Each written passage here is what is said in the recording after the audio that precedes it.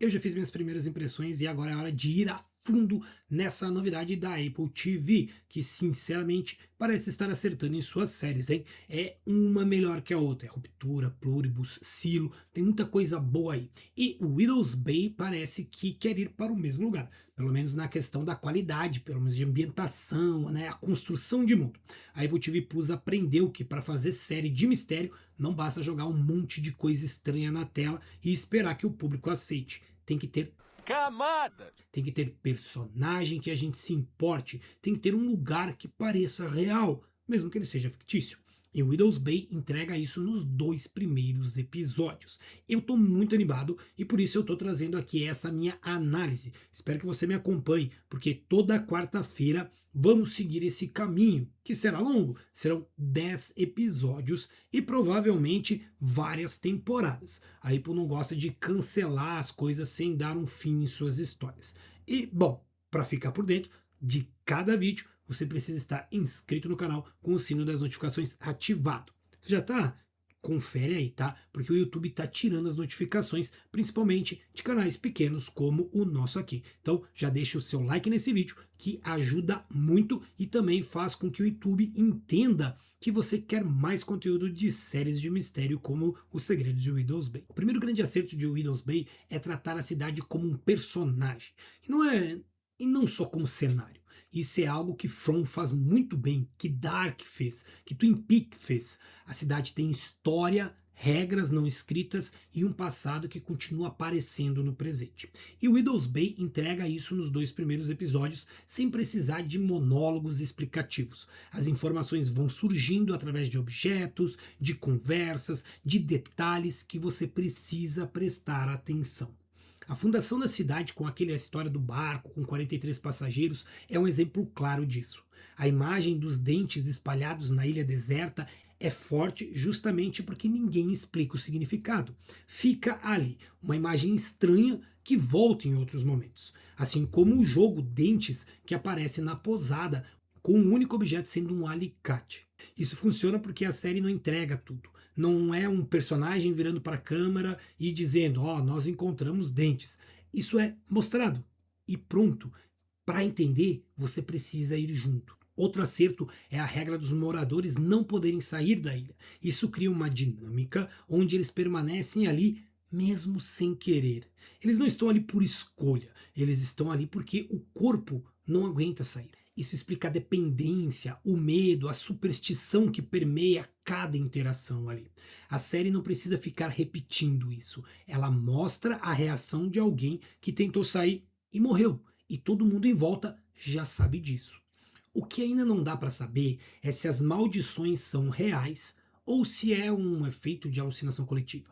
Porque ali nós temos a questão do mofo preto no quarto do Tom no segundo episódio, que é uma pista que a série coloca para manter a dúvida. Pode ser que ele tenha alucinado, tudo por causa desse fungo.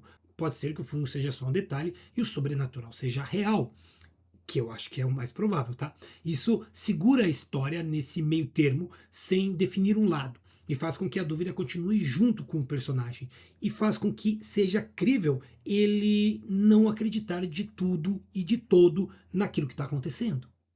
O Tom Loftis é o protagonista e ele funciona porque ele não é um herói. Ele é um cara que não quer estar ali, mas não parece ter escolha. Ele se tornou prefeito porque, cara, ninguém mais queria. E isso aparece no jeito como ele lida com a cidade. Ninguém quer lidar com a cidade. Ninguém quer assumir a responsabilidade. O Tom assumiu por omissão e agora ele está tendo que lidar com algo que ele nem sabe se ele acredita ou não. O Matthew Rhys, né, o ator que faz o personagem Tom, segura muito bem o personagem, tá? Ele não exagera no medo, nem na determinação. Ele parece um cara comum que foi empurrado para situações absurdas. Como eu já falei no meu vídeo de primeiras impressões, a referência a Tubarão é clara e justa, porque assim como o prefeito de Amity, lá em Tubarão, o Tom aqui ignora evidências para tentar proteger o desenvolvimento da cidade, o turismo. Só que aqui ele parece que está tentando provar alguma coisa para ele mesmo, e não só para a cidade. O Wiki, que é interpretado pelo Stephen Root, manda muito bem, cara. O cara sempre manda muito bem. O personagem é aquele personagem que a gente viu em um monte de história de terror, né? É aquele que avisa e que ninguém leva a sério. Ele é meio ambíguo aqui, né? Porque ele é meio bêbado, meio cínico. E isso deixa tudo muito mais interessante, porque você não sabe se ele tá certo ou se é só mais um cara afundando naquela realidade, naquelas alucinações. A Patrícia, que trabalha com o Tom na prefeitura, para mim até o momento é o ponto mais fraco. Não pela atriz, não pela forma de atuar, mas por como a personagem foi escrita. Ela é meio excêntrica, mas as tiradas dela às vezes ficam fora de lugar, como se a série quebrasse o clima em momentos que não precisava. A dinâmica entre ela e o Tom pode evoluir, mas nesses 2 primeiros episódios ela não se firma. E a série parece querer reforçar isso. Várias vezes o Tom dá umas cortadas nela que levam a uma sensação ruim, sabe? O cara age quase na beira da misoginia. Pelo menos na visão dela, né? Como na cena do hospital ali, ela fala que ouviu em algum lugar que falar com eles, os doentes, no caso ali, ela tá falando do Wayne, né? Tá quase morto depois que foi pego pelo nevoeiro. O Tom corta ela falando que isso serve para quem tá em coma. No caso, não serviria. Então ela se ofende e sai. Tá? Não é a primeira vez que isso acontece, mas vamos ter que ver se isso vai ter mais profundidade e construção na relação nos próximos episódios. A sequência da pousada é o momento mais forte dos 2 episódios. Mais forte ainda que o final do primeiro, com o Wayne, né, com aqueles olhos brancos. E não sei se ele é um zumbi, o que ele é, e que no final ele acaba morrendo, tá? Mas aqui é muito melhor, porque a série constrói esse momento na pousada como um teste. O Tom, ele é obrigado a dormir ali e tudo porque os moradores querem que ele prove que ele não tem medo e que não tem nada errado ali. E ele tem que dormir no quarto supostamente mais assombrado da cidade e provar que nada vai acontecer. Só que acontece. E o que acontece é tão estranho que a gente fica sem saber se é real ou se é a percepção deles sendo distorcida. E essa incerteza é o que mantém a atenção. E a Suite 301 é uma referência clara ao 1408 do Stephen King. Para quem não lembra, 1408 é um quarto de hotel onde todo mundo que entra morre ou enlouquece. Uma verdadeira homenagem ao mestre King. Você que conhece o canal sabe que eu amo ele. Tem um monte de livro dele aqui atrás. A série pega a ideia de um quarto que tem vida e usa para criar um clima próprio. O vídeo de boas-vindas com aquela aparição sinistra, o hóspede fantasma que parece saber mais do que deveria, a celebração de Ano Novo que parece uma festa de morte, tudo isso é feito com uma direção de arte que merece destaque. Bateu uma salva de palma aqui pro profissional. Não tem nenhum susto fácil aqui. É tensão que se constrói aos poucos, bem devagar. E quando ele vem, o susto, ele vem desconstruído, para logo depois ele ser reafirmado. Gente, gostei muito disso.